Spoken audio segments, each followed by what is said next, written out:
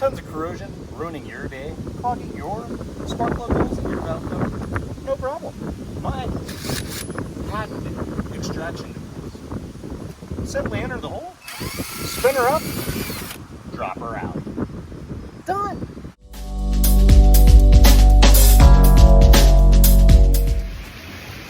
This weather just ain't never gonna cooperate. And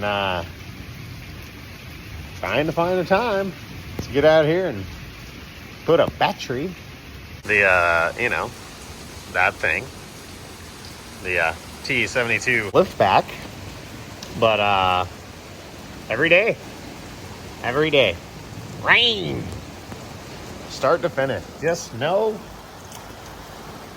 chance, nothing, just there's a friggin' river running through the yard. Well, we're going drifting tomorrow. It's Friday o'clock, and well, I didn't film anything at all car related for you guys this week because, well, I'm burnt out. It's a lot of work. So I guess with the little bit of time we do have today, beautiful day. It's been rainy for like 2 weeks.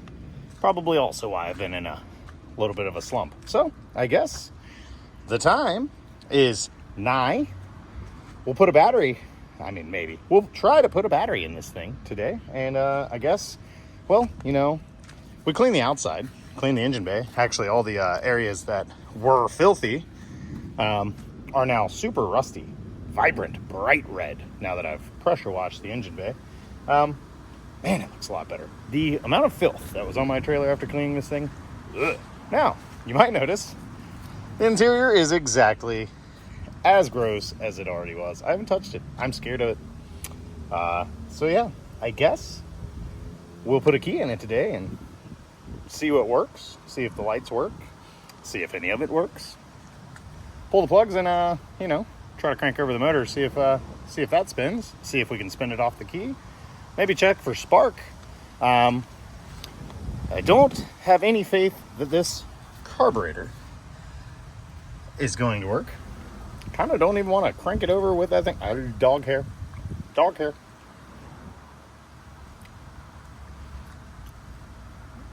Anyway,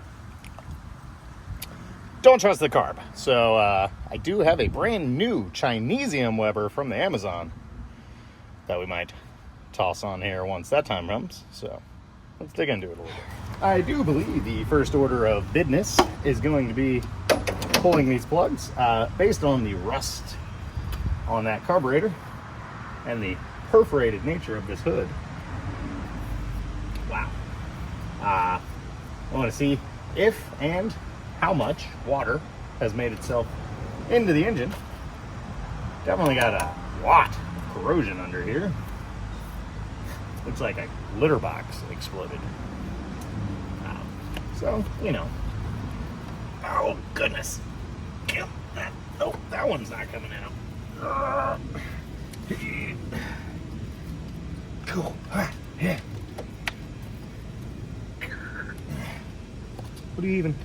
What tool would even work for that? I definitely don't have it with me. Yeah. Holy crap. That one actually kind of... Wow. I don't know if the valve cover is going to be usable. That's pretty corroded. Sheesh. So, come on.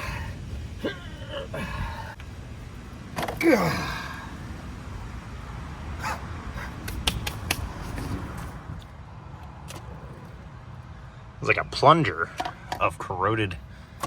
I don't even know what it is. Aluminum, I guess. Corrosion. Looks like the Titanic. Ooh, touchy subject. Not the Titanic. Can't even see the spark plug in this hole. It is just... I don't even know if there is a spark plug in that hole. Yikes.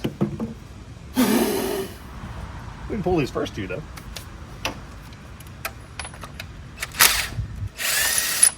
Oh, yeah. Well, they unthreaded. That one looks pretty darn clean. Might have been burning some oil. Definitely was burning some oil. Yeah, other than smelling like oil, wow, those are nip indensos. We're gonna clean them things and put them back in. That's a nice looking plug. Wow. Well, we might not be able to save these guys. Let's see.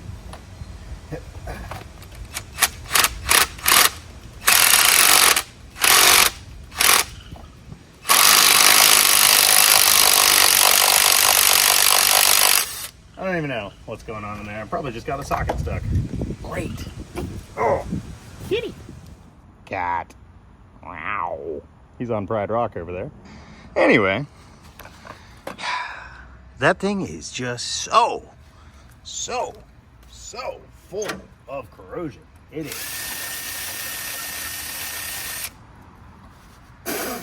insane. Trying to extract my socket while ruining a drill bit. Great. We're stuck. That's right, steak knife. It was laying around.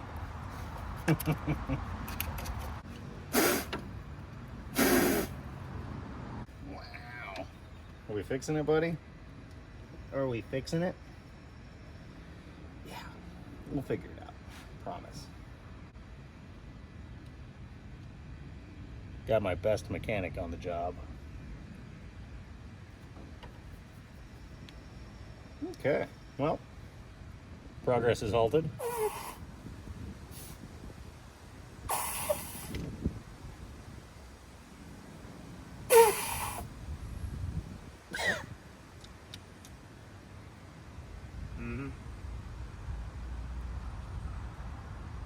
Come help. Thanks.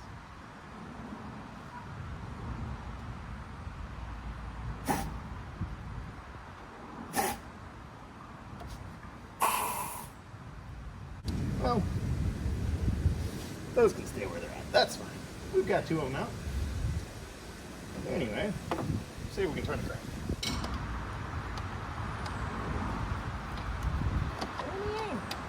Let me in. Come on. Come on. Oh. Oh. Damn it. There we go. We're in there. Alright, so, okay. That spun pretty good. That alternator belt sounds terrible. But the motor actually spins over pretty good. Must be hitting compression on one of the two that has a plug in it. That's nice. We have a couple. Jesus! Squirts with the WD and the two we can get to. We'll move on. So, the concern over here will be, well, the battery tray, it has left the chat, as the kids say. There's no battery tray at all in this car. It's kind of nice. It's like shaved, you know, tucked bay. So, yeah, we'll see what we can do though. No, big battery, no fit. Big battery, no fit. So, we're gonna have to come up with a different ground. But the positron should reach. Yeah, that'll work. That wire, well, it's green. Probably green for go, you know. Not green for corroded and never gonna work again. Probably. So, come up with a ground wire though. Alright, well, the ground is actually plenty long, so I'm just gonna bust it off the chassis here and move that to a different location. Which is I don't think this is a stock bolt. It's a 14 though, so I brought a 14 socket. No, I didn't. I brought a 9/16 socket. Look at that cat just out here living his life.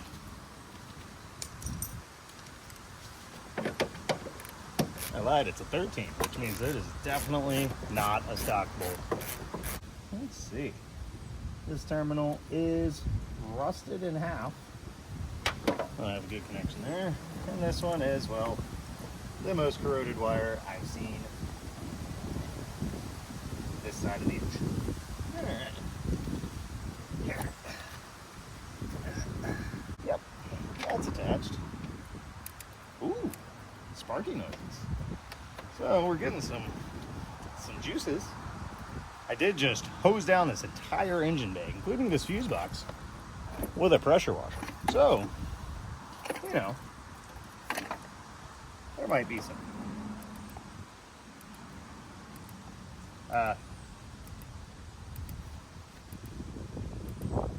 It's trying to make spark right now.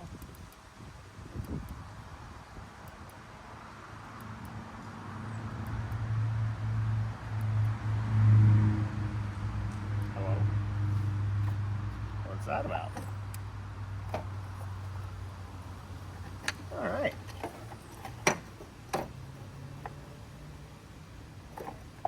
All right, inside the fuse box looks decent. Not too worried about any weird arcing or anything going on in there. I'm a bit concerned at why it sounded like when I move stuff over here, the ignition's trying to make spark. Let's see what works in the car. Okay. We don't have a door ajar light. Oh God, we got so much crap in here. Oh, it's wet and stinky, covered in glass. The tack's moving.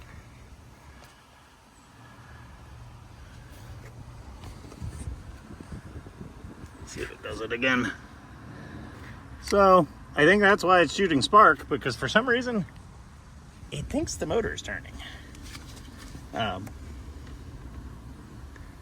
Yeah, that's a little odd, because the motor is definitely not turning. Key is in the on position. Dang it, that's not good. We don't have any fun buzzers or bells or dingers or lights on the dash. Okay, let's see if the cigarette lighter works. All right, we'll turn on the lights. Nothing. That sure doesn't feel like anything. Okay, well, no taillights.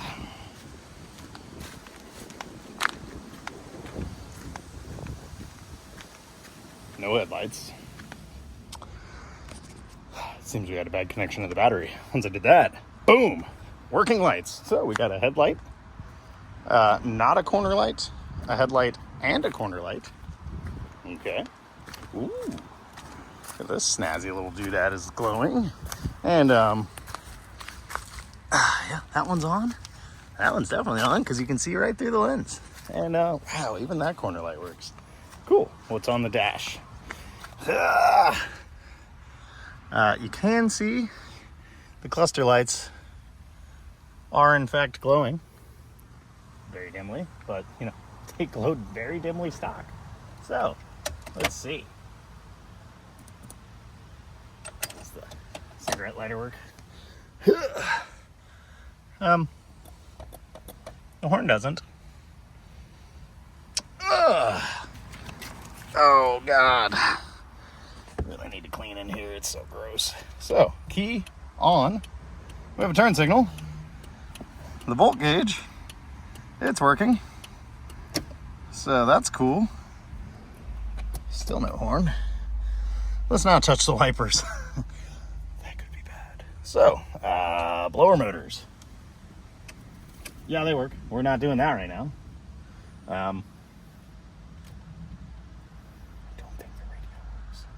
So, let's see if it cranks on the key. Oh, yeah. Oh, yeah. Oh, yeah, it does. On these older Toyotas, this wire goes to, well, this is your key signal. So this wire goes down to the starter, and is the one that actually signals the wire or the starter to go whee. So, with a jumper wire in there, we should be able to tap that on the back of the battery here and watch this thing magically make spark, because it's gonna. Hard to say. I did pressure wash the igniter just the other day after years of sitting in the rain on its own. And then, you know, after pressure washing it all, it once again sat in the rain. So who knows? We'll see. It's not very convenient to be back here, but I do have the literal this plug, but from a different vehicle. And it doesn't quite fit in there, but we'll just turn that into a spade real quick. Yep, that's fine. So, you know, rather than go in the house and go in the garage and look for stuff, I just went in the shed that's next to me, and so digging around for a piece of wire. And it's funny because a minute ago when I was testing the lights and stuff in here, I was thinking to myself, man, it'd be a real bummer if this switch that's been out in the elements for all these years doesn't work. I have a multi-function switch for one of these cars and a tote in the shed. Beautiful. So that's fine. You'll get that on these bigger jobs. That still doesn't fit in there at all. Nope, not in there either. It's fine. It's fine. All right, we've fashioned up our homemade spade connector, and theoretically, if we theory proved, so we've got our jumper wire here. You know, they sell these really cheap. You can just hook them up and push the button. But you know, we've got random pieces of wire laying around instead. So yeah, literally making spark. Come here, look at this.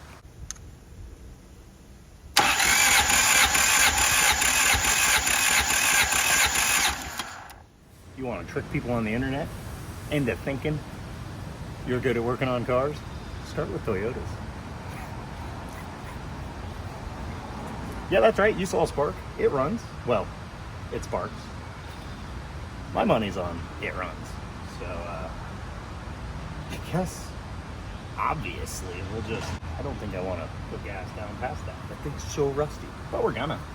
So, next. Bloop. So, from that other plug that's stuck down there. Look at that. Just something just fell in the shed. That's fun.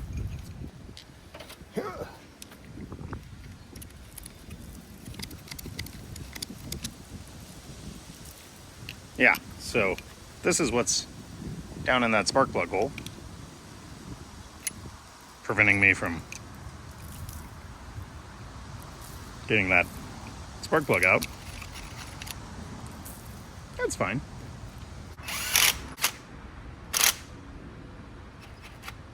And this cap is labeled because, well, they love us.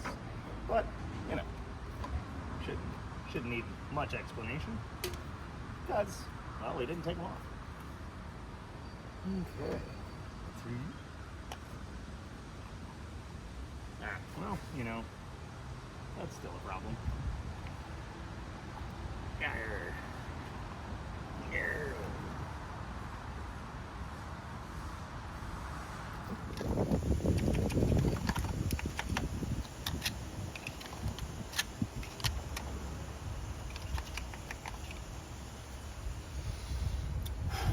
Gotta use that huffer.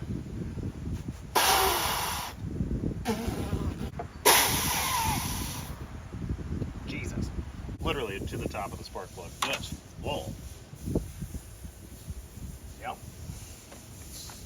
Try that again.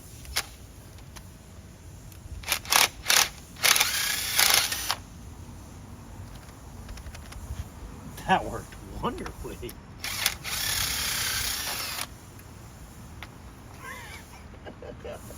So the centrifugal force down there gets the powder up in there, and then it spins up against the outside of the socket, and then when you pull it out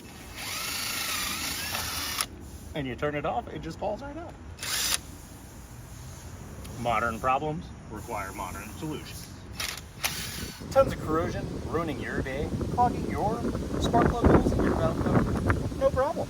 My patented extraction device. Simply enter the hole, spin her up, drop her out. Done. Christ almighty. I just watched that video back, and you weren't going to tell me? That looked like a freaking crackhead. This blows. So, I guess, since this motor's made it this long without being worked, might as well start today. Yeah. The throttle blades are clutch, choke, whatever it's called. The choke is so seized shut that I'm actually just bending the flap. We'll hit her with a copious amount of this 2-stroke gasoline. Because, you know, dinosaurs and stuff. Do, do, do, do, do.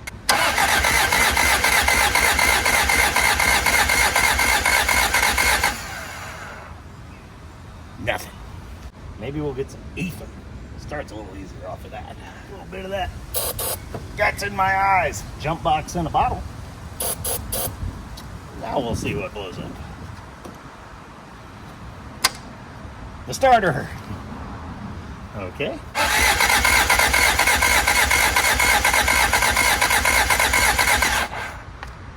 Nothing.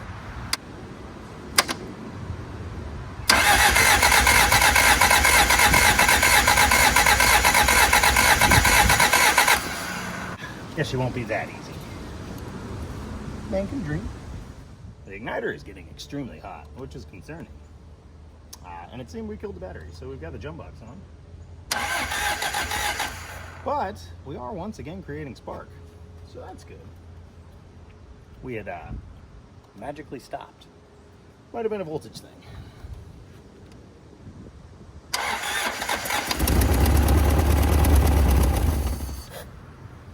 Toyota!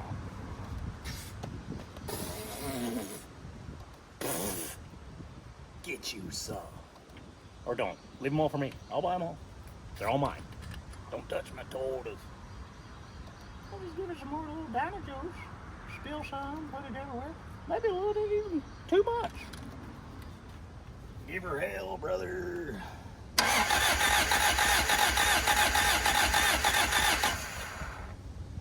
We're having inconsistent spark. Could have something to do with that. Should not be 300 degrees.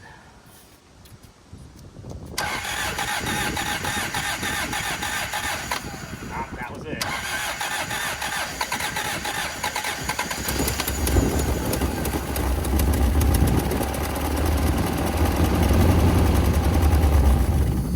I can't rev it because, well, that's rusted shut, and probably don't want to suck anything out of that. As well as, well, probably like 70,000 unmetered vacuum leaks on this thing. But initial tests are good. We've got a running engine.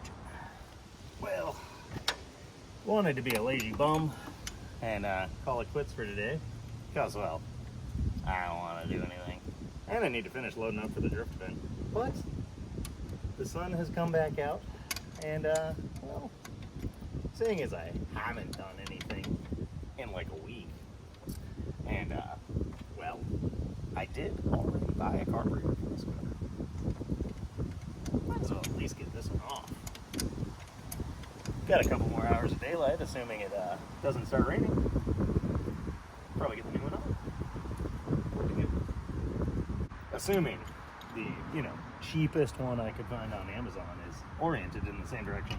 They make these both ways, you know, throttle blade on one side versus the other, slash, you know, aimed different. You know, I just got whichever one was $90. Cuss. That's all that matters. Fuel line. Alright, vacuum hose. Well, that wasn't connected to anything anyway. That's fine. So, yep. Fuel line. It's zip tied on, and it's, well, made out of rock. So, need that steak knife I had earlier.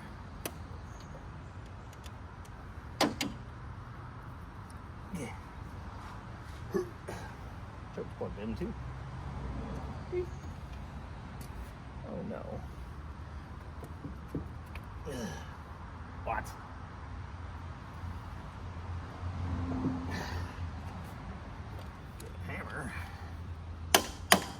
That'll do it. Jesus. All right. Come on. Oh yeah. Definitely tore that gasket. And let me tell you, there is some nasty, nasty car. Oh, well, that was full of gas. Dang it. All over my spark makers. Well, I guess we'll make ourselves a new gasket while we let this dry up. All right. That's so bad. This is that's what's in the intake manifold. Thick layer of, you know, dirt, sand, mud, rodent pee-pee. We'll just, you know, use some carburetor cleaner. Wash it right down. So, made our new base gasket. And, well, you know, because I made it in just a couple seconds, I'm surprised it fits. But it fits great. So, let's see if our new carburetor works. Okay, well, don't have the thingy there. Probably shouldn't have thrown that yet.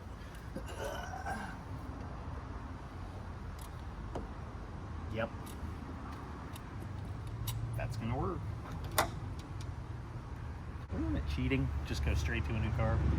Kind of. But you get it. That thing was gross. It is a authentic, I believe, Spanish Weber. So, assuming the corrosion in there is not so bad that it's, you know, literally rotted away, that one should be rebuildable. Everybody loves a good Weber. It does seem to be the same general layout, a few lines on the wrong side, but otherwise, the same exact layout as the other one was, which is good. That's what the picture looked like. But you never know, ordering off of Amazon, if you're gonna get what was in the picture. New carb. Pour a little bit of that sauce down in there. Spill a little bit for extra fun.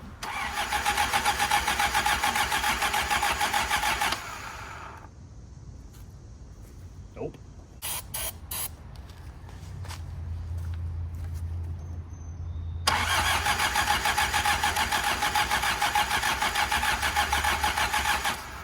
Darn it. Where's my spark?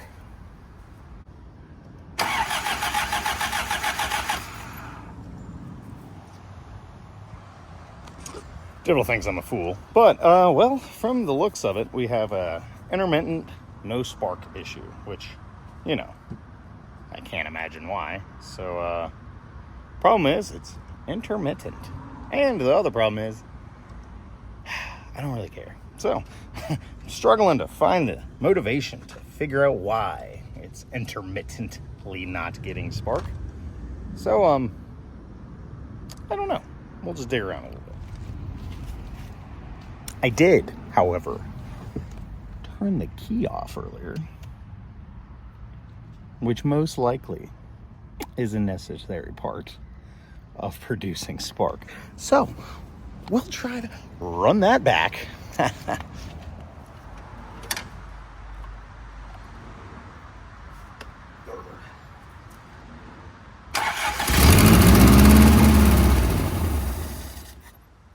Like so.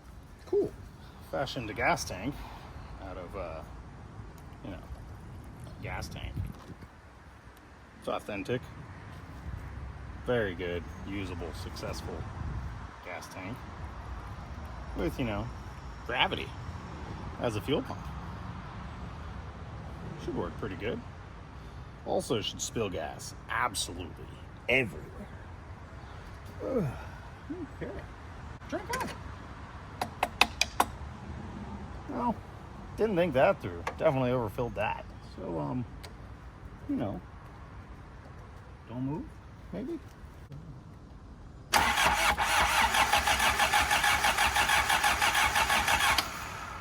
Very slow crank.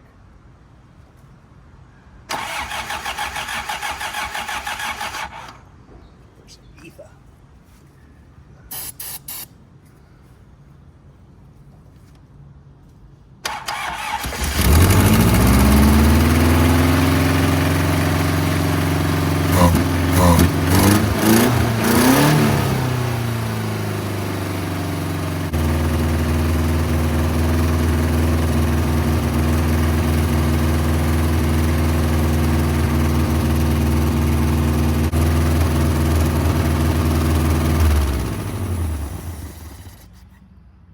That was a little overzealously long to run it for a first time, but you know, sometimes you just get excited and you forget. So we did check. It did have pretty clean oil in it. It does have coolant in it, and well, that's about the extent of our knowledge, but we know it runs. Seems to run pretty good. It is very loud, the blown out header, and I couldn't really identify any initial vacuum leaks, but more than likely it's got several, and we will want to check for those before we run it too long. But yeah, starts and runs. I can promise you the clutch master and slave are seized up. Haven't actually pushed the pedal, but you know, I would assume the trans will be fine, and the brakes definitely are not going to work at all. But we know it runs, starts, and killed it with the key.